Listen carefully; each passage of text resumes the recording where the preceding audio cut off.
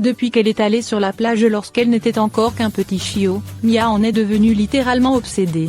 Au point de vouloir en prendre la direction à chaque promenade et de refuser d'avancer quand elle ne peut pas y aller. Mia est une chienne adorable, mais un peu têtue. Ce trait de caractère s'exprime surtout lors des promenades, quand elle sent que la route vers la plage n'est pas loin.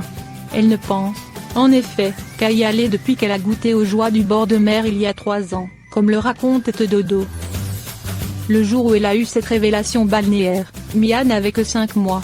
Elle en est tombée sous le charme et ne voulait plus rentrer. À l'époque, sa propriétaire Yoshilok venait tout juste d'emménager à Kitsilano, quartier de Vancouver au Canada. L'été, elle fait en sorte d'emmener sa chienne à la plage, non loin de chez elle, au moins une fois par semaine, mais ce n'est pas assez aux yeux de cette dernière. Elle voudrait y aller tous les jours. Sa maîtresse aurait, elle aussi, souhaité pouvoir le faire, mais ce n'est malheureusement pas possible, faute de temps. Il faut dire qu'à la plage, Mia est aux anges. Elle peut y faire absolument tout ce qu'elle aime, nager, courir après sa balle, creuser dans le sable. Alors, quand Yoshilok la promène et que Mia se rend compte qu'elle s'approche du tournant menant vers la plage, la chienne tente systématiquement sa chance. Elle s'arrête net et refuse de continuer d'avancer, tout en regardant vers son endroit préféré, espérant que sa maman l'y emmène. Celle-ci explique que Mia connaît le chemin par la cœur. Elle sait aussi que si elle continue de marcher vers le nord, elle se retrouvera à la plage. C'est pourquoi elle s'arrête et se met à tirer sur la laisse quand nous partons dans la direction opposée.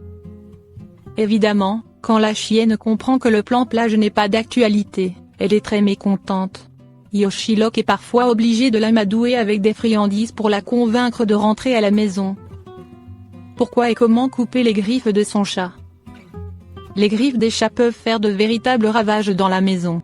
Mieux vaut donc prévenir que guérir, en offrant un arbre à chat à son animal et en coupant les griffes du chat de temps en temps. Vétérinaire et directrice de l'ESV, École supérieure d'aide vétérinaire, Institut Bonaparte, le Dr Noémie Tomasini nous explique comment couper les griffes de son chat et nous rappelle combien elles sont indispensables pour les félins, même lorsqu'ils vivent à l'intérieur.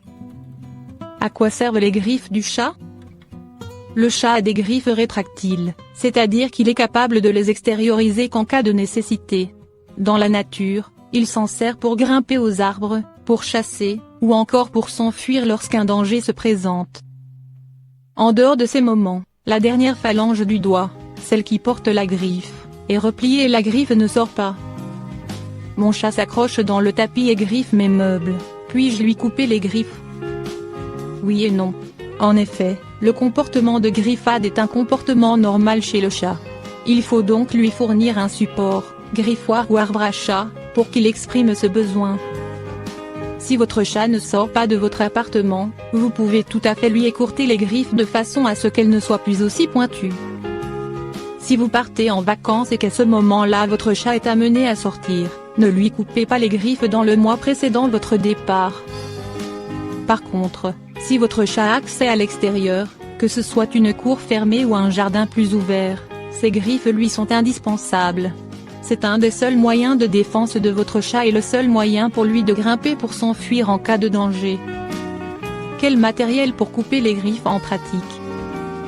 La griffe est faite de kératine, comme nos ongles, il faut donc un instrument capable de couper la griffe.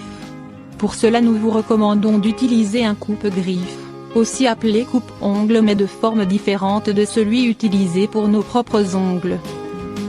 Cet instrument a l'avantage de couper de façon nette et précise, ce qui permet d'être rapide et de ne pas dédoubler la griffe. Il en existe plusieurs modèles, choisissez celui que vous avez le mieux en main. J'ai le coupe-griffe, comment procéder? Plus votre chat sera habitué jeune, plus cela sera facile de couper les griffes de votre chat. Tout d'abord, calez votre chat contre vous, ou bien sur une table ou bien sur vos genoux. Vous pouvez aussi vous faire aider d'une personne qui le tienne immobile. De votre main la moins habile, la gauche si vous êtes droitier par exemple, appuyez doucement sur la base du doigt de façon à extérioriser la griffe. De votre autre main, glissez le coupe-griffe sur la griffe en faisant attention d'éviter le triangle rose que l'on voit par transparence. Cette zone est en fait creuse et contient des vaisseaux sanguins. Une fois le coupe-ongle bien positionné, sectionnez la griffe. Recommencez l'opération sur toutes les griffes. Votre chat possède 5 griffes à la patte avant et 4 à celle de derrière. Les griffes arrière sont moins incurvées et moins pointues. N'oubliez pas de le récompenser, par des caresses, voire même par une petite friandise. Les griffes, tout comme nos ongles, repoussent. Il faudra donc répéter l'opération tous les mois ou tous les 2 mois. Quand j'essaie de lui couper les griffes, mon chat ne se laisse pas faire.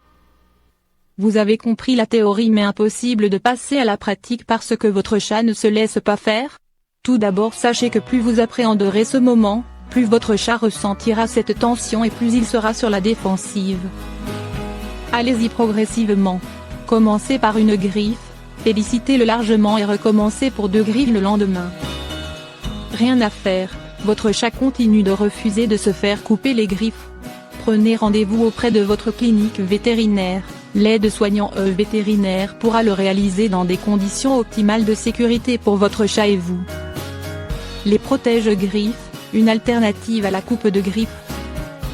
Il existe depuis quelques années, de petites gaines en plastique que l'on peut coller avec une colle vétérinaire spéciale sur chaque griffe. Ces protège-griffes existent en plusieurs couleurs et peuvent se fixer ou bien à la maison, si votre chat est calme et docile, ou bien chez votre vétérinaire. Cette technique est encore peu répandue en France et reste tout de même plus coûteuse que l'achat d'un coupe-griffe réutilisable quasiment à l'infini.